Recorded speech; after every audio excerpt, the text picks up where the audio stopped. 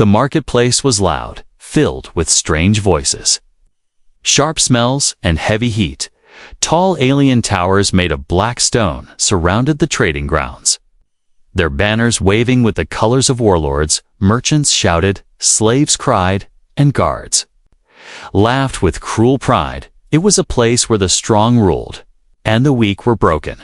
Captain Elias, a human explorer, walked through the crowd with steady steps. He was not afraid, though many eyes followed him. Humans were rare in this part of the galaxy, and most aliens looked at him with suspicion. But Elias had gained a reputation brave in battle, honest in deals, and dangerous if provoked. This made the aliens respect him, though not with kindness, but with fear. At the center of the marketplace, a huge alien warlord waited. His skin was dark green, covered in scars, his eyes burning like fire. Beside him stood soldiers holding chains, and at the end of one chain was a young alien girl. Her arms were thin, her face pale, her eyes wide with fear. She had marks of old wounds on her skin, and her clothes were little more than rags. The warlord smiled cruelly when Elias approached. "Human," he growled. "You fought well in the last raid, stronger than I expected. For this, I give you a gift." With a jerk of his hand, the chain was thrown forward, and the girl stumbled. At Elias's feet, "She is yours now," the warlord said, laughing. "A slave girl, trained to obey. Take her and show us how humans treat their property." The crowd roared with laughter and ugly cheers. Some shouted for Elias to command her to crawl. Others wanted him to strike her to prove ownership. The girl's head bowed low, her body trembling. Her eyes did not rise, for she had been taught never to look up. She expected pain, humiliation, or worse. Elias stood silent for a long moment. The crowd grew restless, waiting for the human's decision. Then, slowly, Elias knelt down before the girl. The aliens fell silent, their laughter cut short. He reached into his pack and pulled out a small container of water. Gently, he held it to her lips. "Drink," he said softly, his voice calm and steady. The girl froze, shocked by the kindness. Her hands shook as she took the water, sipping quickly, afraid it might be taken away. When she finished, Elias looked at her carefully. "You are not a gift," he said, in a low voice only she could hear. "You are free now." The girl's breath caught, her eyes finally lifting. To meet his, she saw no cruelty there, no anger, no command. Only a strange gentleness she did not understand. The crowd erupted in confusion. "What is this madness?" shouted one merchant. "Humans are fools." Another spat. The warlord narrowed his eyes, his pride wounded, but Elias did not care. He stood, placing himself between the girl and the warlord. Her chain still lay at her feet, but he did not pick it up. Instead, he kicked it aside, letting it fall into the dust. "Your chains end here," Elias said firmly, his voice carrying across the marketplace. The warlord's smile twisted into anger. "Do you mock me, human? Do you insult my gift?" Elias's eyes turned cold, his hand resting near his weapon. "I mock no one," he replied, "but no living being belongs in chains. If you wanted to insult me, you failed." Gasps spread through the crowd. Some aliens looked afraid, others looked furious. Never before had someone rejected a gift from the warlord. Never before had anyone freed a slave in public. The girl clung to Elias's side, still trembling. She did not believe it, could not believe it. Her life had been nothing but commands, beatings, and silence. How could a stranger, a human, treat her with kindness? She waited for the moment the trick would be revealed, but the trick never came. Elias placed a steady hand on her shoulder. "You will walk with me now," he said. She hesitated, her voice barely a whisper. "But I cannot. I am not."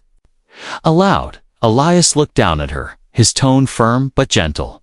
"You are allowed now. You choose." The words struck her like lightning. You choose. They were words she had never heard in her life. The concept was too big, too heavy. Her lips trembled, but no sound came out. The warlord snarled, but Elias turned his back on him and began to walk away. Every step was heavy with tension. The crowd parted, some in shock, some in anger. The girl followed him, her chains left behind in the dust as they walked out of the marketplace. The alien girl glanced back. The warlord's burning eyes followed them, filled with rage and insult. She knew punishment would come.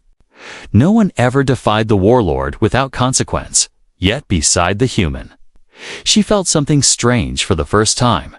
A small spark inside her chest. Not trust, not yet, but the faint beginning of hope. And that hope frightened her even more. Then the chains she had worn, the ship hummed softly as it drifted through the dark sea of stars. Inside the human's vessel, everything felt different to the alien girl. Lyra. There were no chains on her hands, no guards shouting, no heavy whips waiting for her mistakes. Yet, she sat in the corner of the cabin, knees pulled to her chest. Watching Elias with wide eyes, freedom was too strange, too heavy.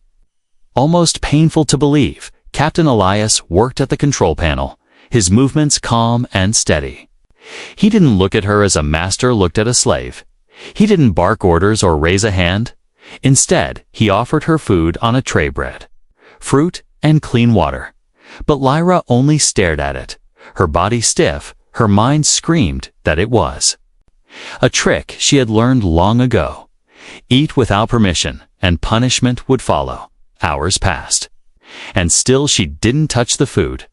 Her stomach growled, but fear was stronger than hunger.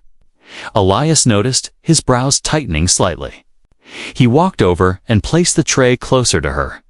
"You need to eat," he said softly. His tone was not harsh, not commanding. It was almost patient. Lyra shook her head quickly, her voice a whisper. I am not allowed." Elias crouched down to meet her eyes.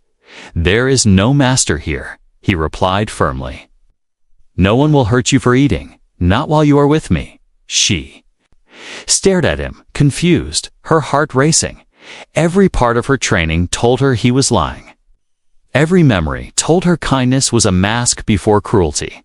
And yet, his eyes held no threat. Slowly, with trembling hands, she reached out and picked up a piece of bread.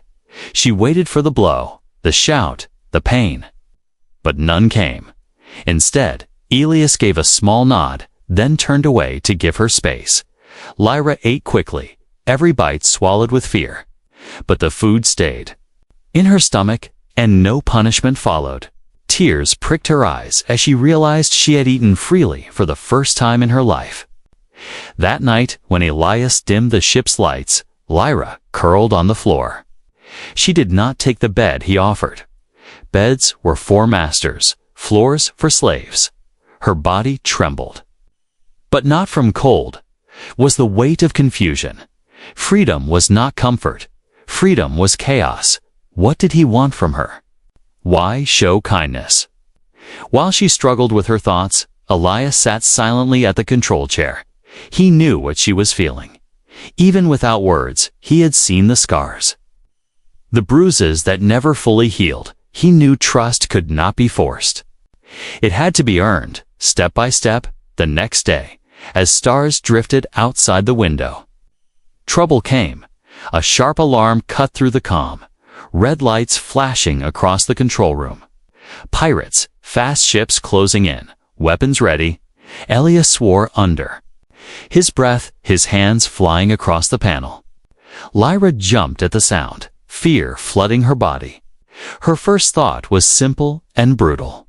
He will leave me. That was how masters behaved when danger came, throw the weak away to save themselves.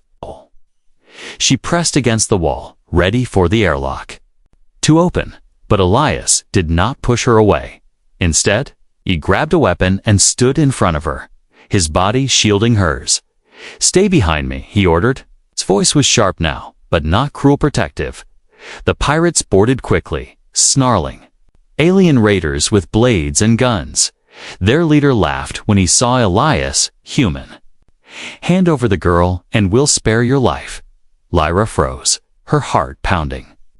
This was it, he would give her away, just like all the others before him.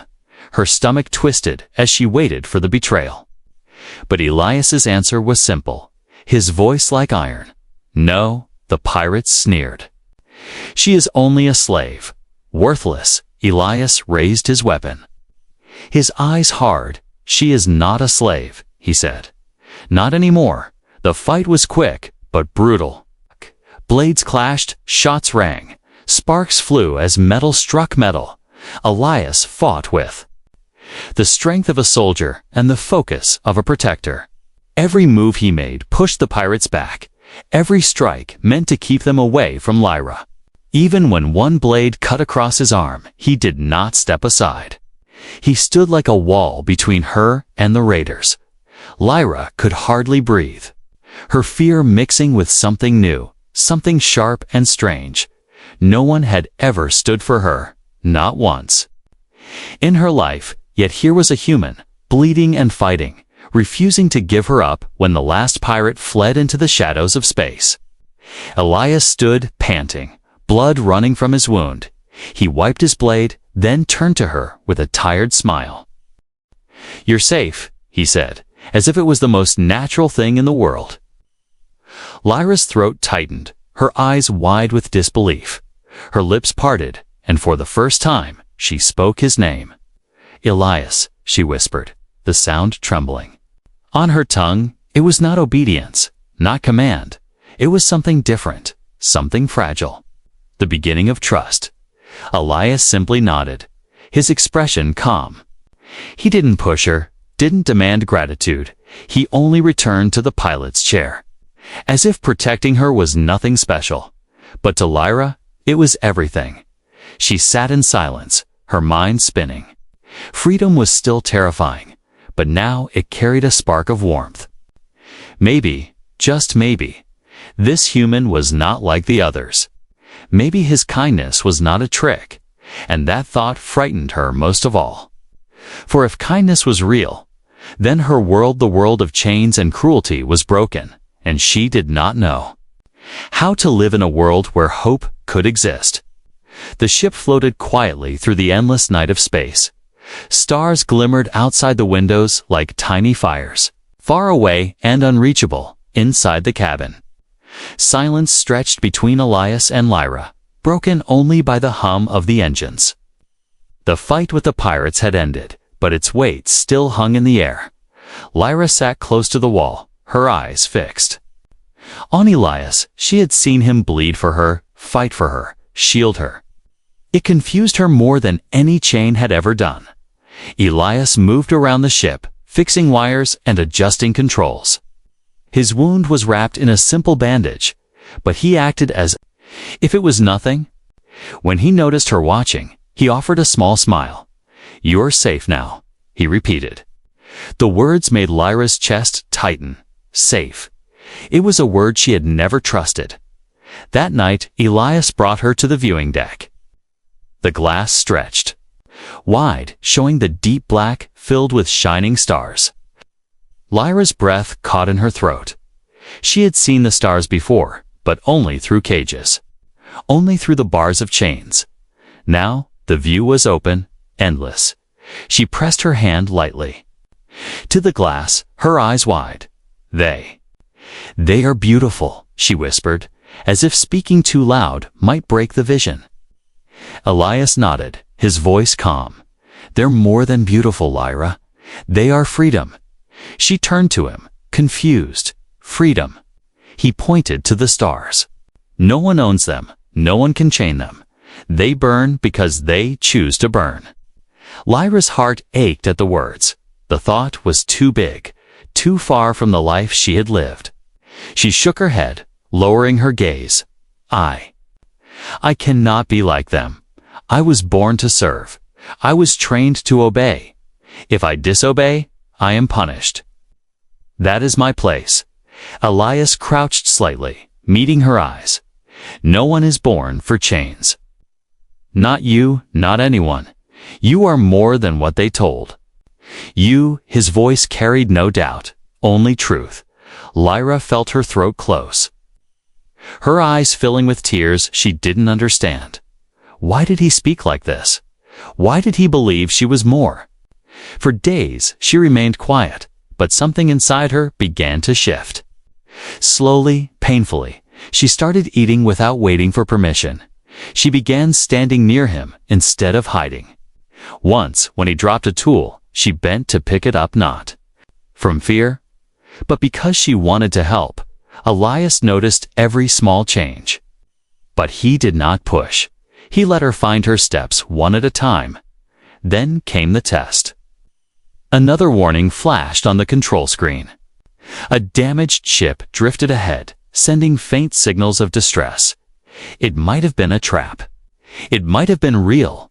Elias prepared carefully, weapons ready, but he set a course toward the wreck.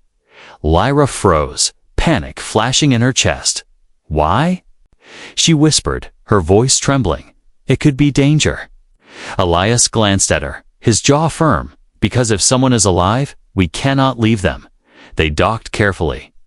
The air thick with silence. Inside the wreck, shadows stretched long.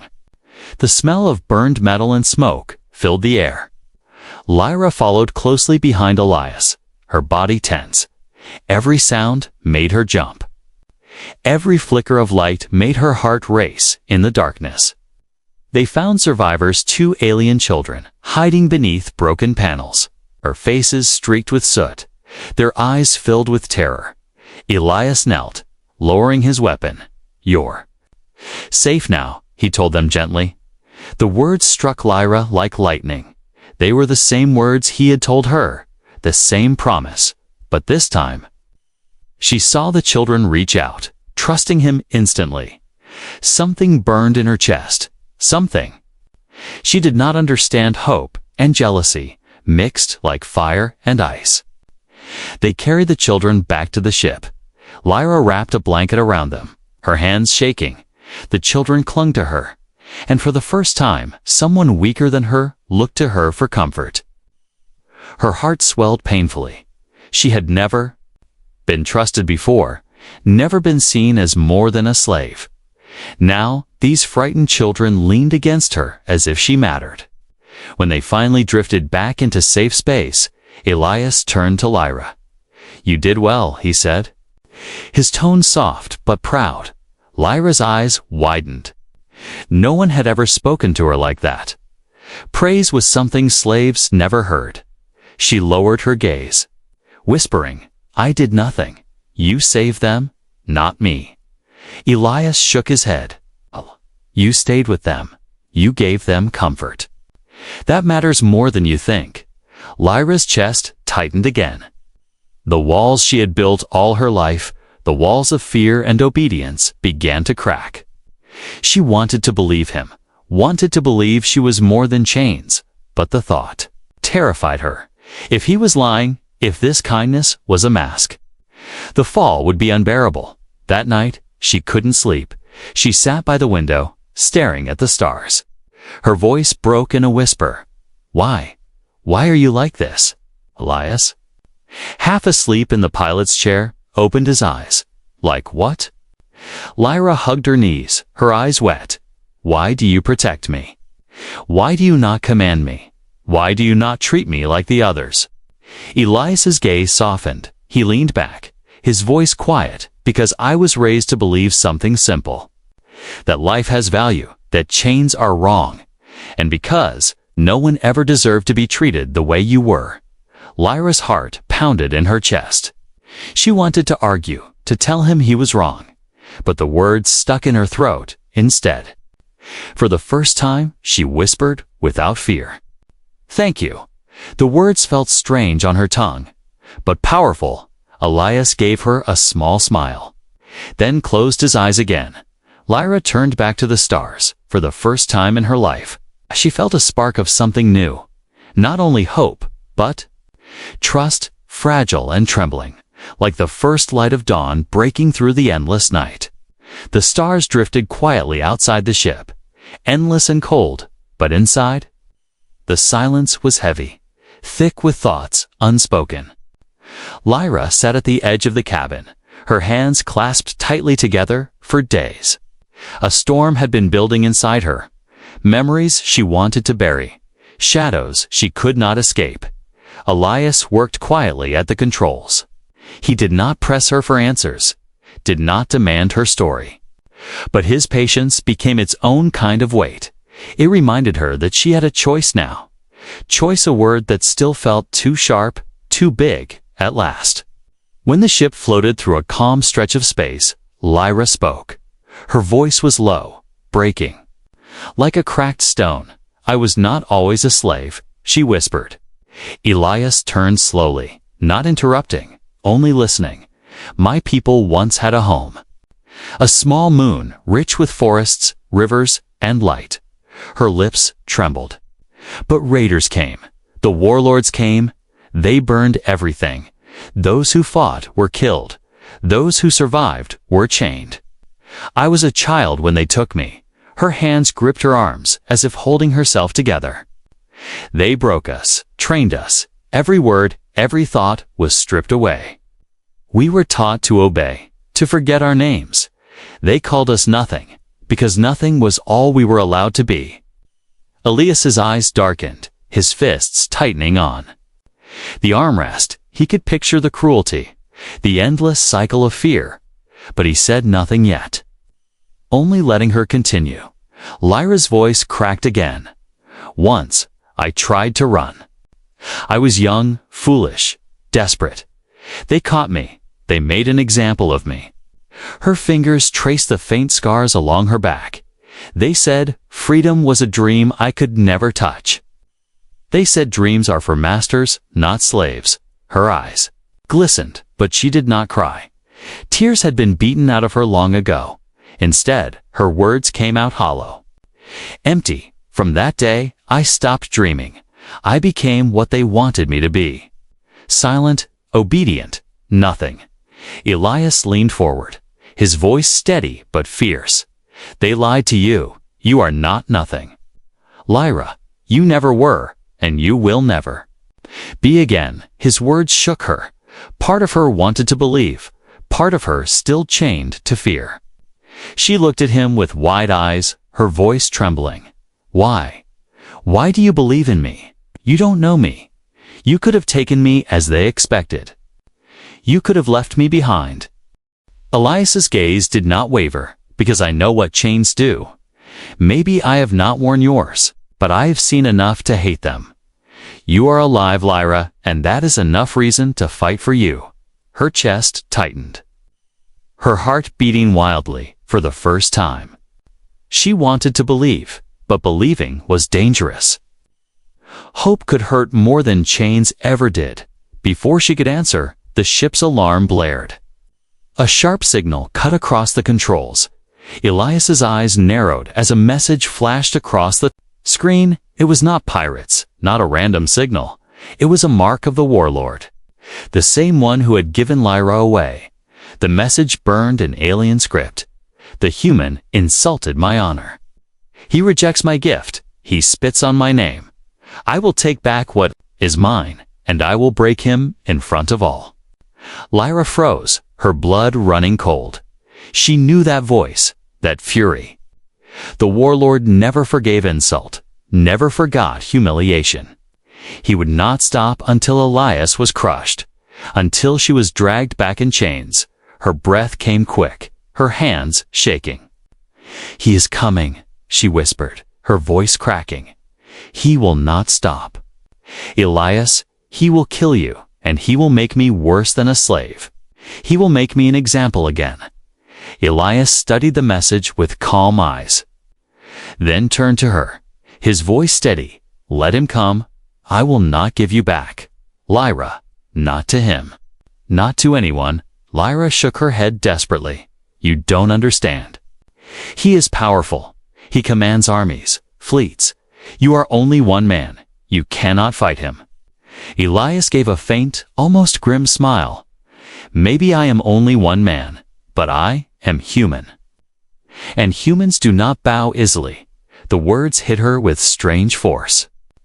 So simple, so sure. Something inside hers, something buried under years of chains stirred. A spark, faint but growing, still fear gnawed at her. She lowered her head, whispering, "If you fight him, you will die, and it will be my fault." Elias stood, walking over to her. He placed a steady hand on her shoulder. His voice was soft now, not fierce. "If I die, it will be because I chose to fight, not because of you, never because of you." Lyra trembled, her heart twisting with emotions she could not name. Fear, guilt, hope, and something deeper. She had never been given such words. Never been given such dignity. Her voice broke as she whispered, "I don't want you to die for me." Elias met her eyes. Steady and unwavering. "Then live. Lyra, live free. That will be worth any fight." The words sank deep into her heart. She could not speak, could not breathe. But for the first time, she felt the chains in her mind crack. Not broken yet, but weakening outside. The stars shone brighter, but in the distance, dark ships were already gathering the warlord's fleet, moving like shadows across the void. The battle for Lyra's freedom had only begun. The silence of space did not last long. Elias's ship drifted through the stars, but Lyra could feel the weight of pursuit behind them. The warlord would not forgive, would not rest. Every second carried the echo of coming danger. Lyra sat at the viewing deck, her eyes fixed on the stars. The words Elias had spoken still burned inside her. "Live free," he had said, as if it was the simplest thing in the universe. But freedom was not simple. Freedom was terrifying. Her heart twisted as memories of chains haunted her. If the warlord caught them, Elias would suffer because of her. She thought of running, of slipping away when he slept. If she left, maybe he would be safe. But even as the thought formed, her chest ached with a strange pain. The thought of leaving him hurt more than the fear of chains. The alarm shattered the silence. Red lights flared across the cabin. Elias's voice grew sharp. Calm but urgent. "They've found us." Lyra's breath caught as the sensors revealed dark shapes closing in. The warlord's hunters sleek. Ships armed with deadly weapons, her body trembled. Every instinct screaming at her to hide, but there was nowhere left to run. The first blast shook the ship. Metal groaned as fire licked across the hull. Elias's hands moved quickly on the controls, pushing the engines to their limit. "They won't let us go easily," he muttered. The hunters spread around them, forming a trap. A voice crackled through the comms. Cruel and mocking. "Human, surrender the girl, and your death will be quick. Resist, and you will both suffer." Lyra's chest tightened. She waited for Elias to answer, waited for the betrayal she had always known would come. But his reply was steady, sharp as steel. "You will never have her back." The hunters roared in anger, their weapons blazing. The ship shuddered under the impact, sparks flying from the panels. Elias fought to keep them steady. His jaw tight with focus, he moved with the skill of a soldier. But the enemy was too many. One blast struck the side, throwing Lyra to the floor.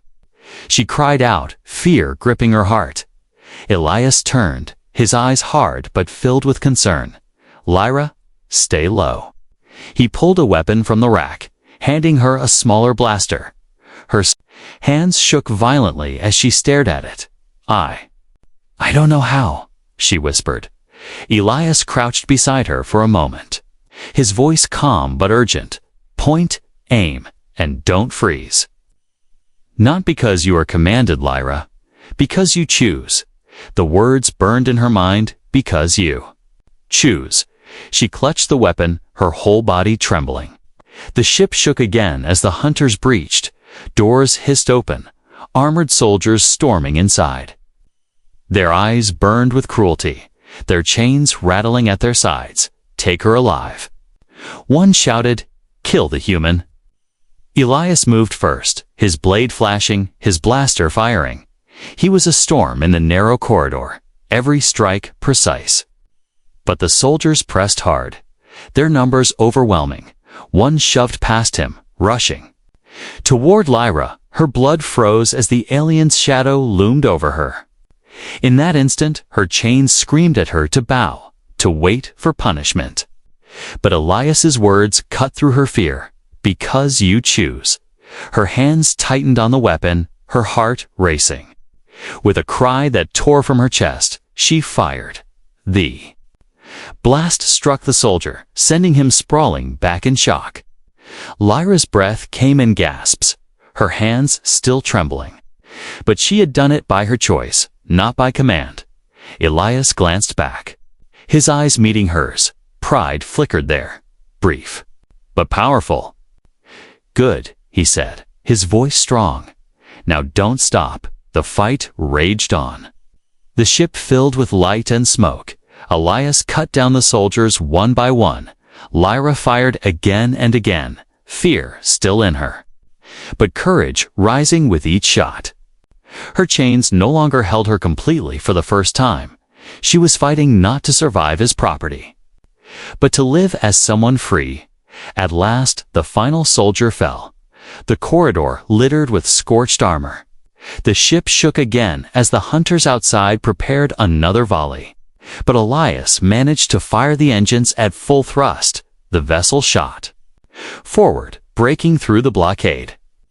Stars stretched into lines as they leaped into faster-than-light speed. The hunters fell behind, their angry voices fading into silence. The cabin was a mess of sparks and smoke. Elias leaned heavily against the wall, blood seeping from a wound across his side. Lyra rushed to him, panic flooding her. "You're hurt," she cried, her voice breaking. He gave her a tired smile, his breath heavy. "Better me than you." Her chest ached as she pressed her hands against his wound. Tears blurred her vision. "No, not like this. You cannot die for me." Elias placed a weak but steady hand over hers, his voice soft, yet fierce. "I didn't fight for you, Lyra, I fought with you." Her tears fell freely. She looked down at the weapon still clutched in her hand. It was no longer the tool of a slave, forced to obey. It was proof that she had made a choice, her first choice, her first act of freedom. She looked at Elias, her voice trembling but strong. "I will not go back, not to chains, not to him." Her words were not a whisper of fear this time. They were a vow, a promise carved into the stars. Elias closed his eyes, his tired smile still there. "That's the spirit," he murmured. Before slipping into unconsciousness, Lyra held him tightly, her heart racing with both terror and determination for the first time. She was not waiting for someone else to decide her fate. For the first time, she would fight for him, fight for herself. No matter the cost. Outside, the warlord's hunters licked their wounds. And far beyond, the warlord himself watched with fury. The human had defied him again, and now the girl dared to resist. His wrath burned hotter than ever. The true war was only beginning. The ship limped through space, its engines sparking with every jump. Panels flickered. The air smelled of smoke and blood. Elias lay unconscious in the medbay, his side wrapped in rough bandages. He had saved her again, but the cost was heavy. Lyra sat beside him, her hands shaking, but her heart burning for the first time in her life. She was not waiting for commands. For the first time, she had to decide. The ship's computer beeped weakly. Warning of low power, they could not run forever. Lyra searched the star charts with trembling fingers. Her eyes fell on a shadowed region, a cluster of broken planets, and asteroid fields, a place called the Shattered Belt. Dangerous, lawless, filled with pirates and scavengers, but also a place where warlords rarely searched. She whispered to herself, "We have no choice," and set the course. Hours later, the ship drifted into the belt, weaving between jagged Rocks and glowing fragments. The debris field was alive with shadows, strange ships drifting like predators in the dark. Lyra kept her hands tight on the controls, her breath shallow. She had never flown before, never even touched a ship's helm, but Elias needed her, and there was no one else. The vessel shook as she scraped against an asteroid, sparks bursting. Across the console, her heart pounded, but she gritted her teeth and pushed forward. Step by step, mistake by mistake, she learned.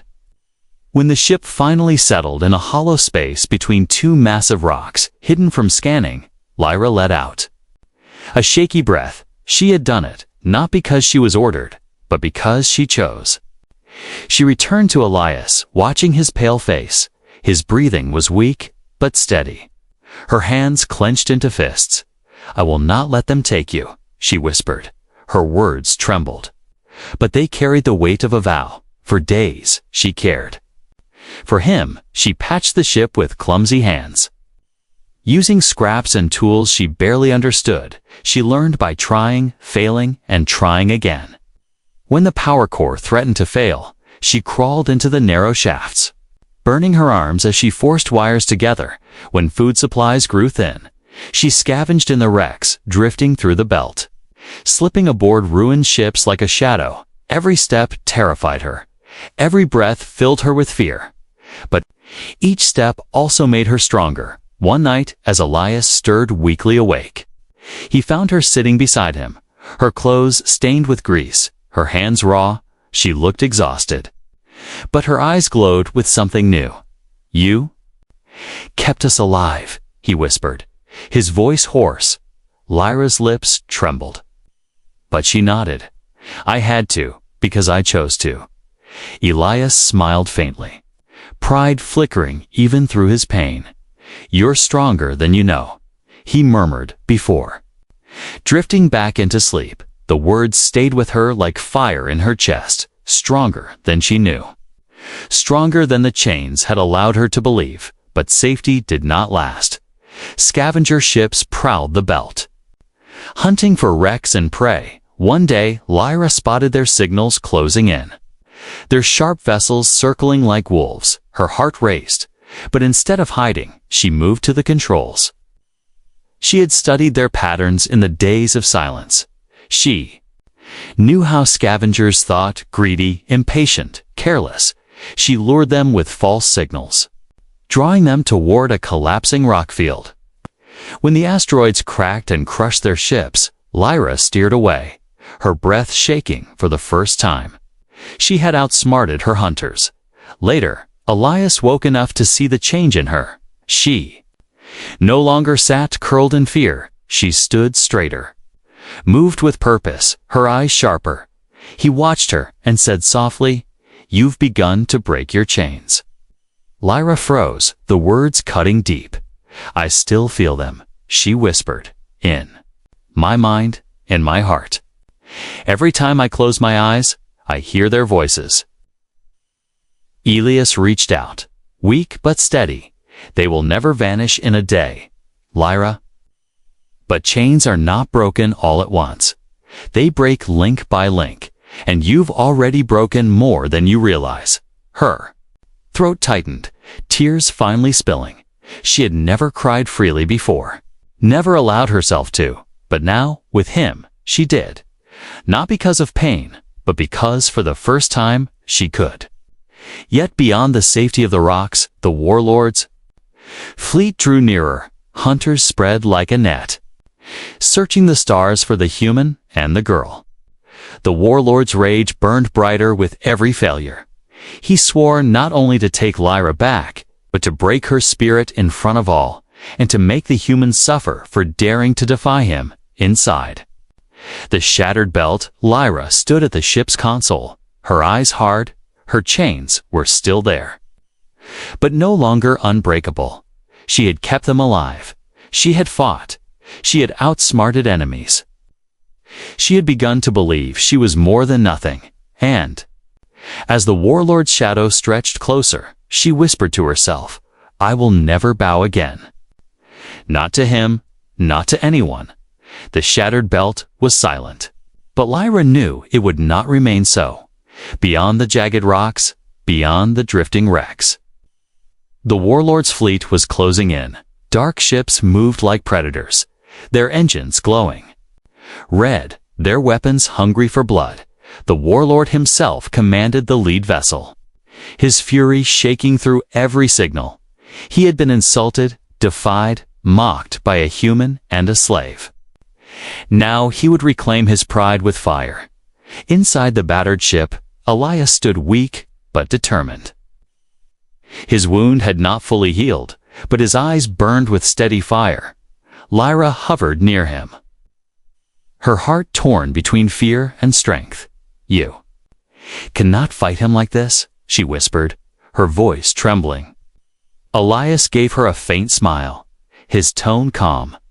"Then we fight together." Lyra's chest tightened. Once the very thought of standing against a warlord would have crushed her. But now, after everything, after choosing, after surviving, the fear was still there, but so was courage.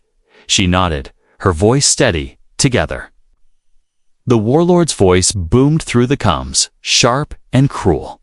"Human, you dare shame me before my own kind? You dare free what belongs to me?" Elias pressed the comm, his voice clear and sharp. "She belongs to no one." Lyra's breath caught, her eyes burning. No one had ever spoken those words for her, not until him. The warlord roared with laughter. "Then die with your pet." His fleet surged forward, weapons blazing. Explosions rocked the ship as fire tore across the hull. Elias gritted his teeth, pushing the engines to their limit. But it was Lyra who leaned forward, her fingers dancing over the controls. She had studied the belt, its rocks, its shifting fields. Now she used it, weaving the ship through narrow gaps, leading the enemy into the jaws of danger. Asteroids cracked and crashed against the warlord's hunters. Several ships shattered under the weight of falling stone. But the warlord's flagship pushed through, unstoppable. At last, the great vessel loomed ahead, blocking their path. The warlord himself stood visible on the screen, his scarred face twisted with rage. He raised a massive blade, his voice booming. "The girl returns to me, or you both die here." Lyra's heart raced, chains of memory wrapping tight around her. She saw herself dragged back, beaten, humiliated, broken. But then she remembered Elias's words, "Link by link, chains can be broken." She looked at him, his body tired, but his eyes steady, and for the first time, she stepped forward before he could. "No," she said, her voice clear. The warlord froze, his eyes narrowing. Lyra's body trembled, but her voice did not falter. "You will never own me again. I am not yours. I was never yours." The warlord roared in fury, his voice echoing like thunder. "You are nothing without chains." Lyra lifted her chin, her eyes fierce. "Then I will be nothing, but I will be free." Elias's hand rested lightly on her shoulder, pride glowing in his gaze. The warlord bellowed a command, and soldiers flooded into their ship. The final battle began, metal against metal, fire against fire. Callias fought with grim determination, but it was Lyra who became the storm. Every strike of her weapon, every blast of her fire, was not obedience, was choice. She fought not because she was ordered, but because she wanted to. For herself, for Elias, for freedom, the warlord himself stormed aboard, his massive frame filling the corridor, his blade swung with deadly strength, sparks flying as it clashed against Elias's weapon. Elias staggered, his body weak, but he held firm. Lyra rushed forward, her heart pounding. Once she would have hidden, once she would have bowed, but not now, not ever again. She leaped between them, her blaster raised, her voice sharp with fury. "This ends now." The warlord sneered, his blade rising. "You dare raise your hand against me? Slave, Lyra's eyes blazed. "I am not a slave," she said, and she fired. The shot struck true, the warlord's weapon clattering to the ground. His body staggered back, his eyes wide with shock. For the first time, it was not chains, not cruelty, but her own will that broke him. He fell with a roar, his fleet breaking apart in panic. As their leader fell, silence filled the ship, broken only by Lyra's ragged breaths. Her hands shook, but she stood tall. Elias leaned against the wall, his eyes fixed on her, pride and relief shining through the pain. "You did it," he said softly. Lyra turned to him, our voice trembling but steady. "No, we did it. You gave me the chance, but I chose to fight." Elias smiled faintly, nodding.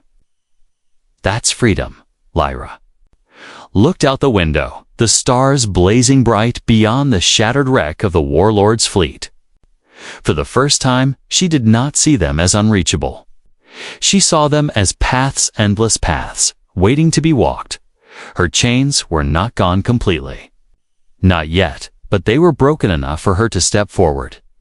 She whispered softly, more to herself than to him. "You did not just free me, Elias, you made me human." The words hung in the silence, powerful and final. The warlord's shadow was gone, but their journey had only begun, a journey not of chains, but of choices. And as the ship drifted into the endless night, Lyra knew one thing with certainty. Her life no longer belonged to anyone. Her life belonged to her.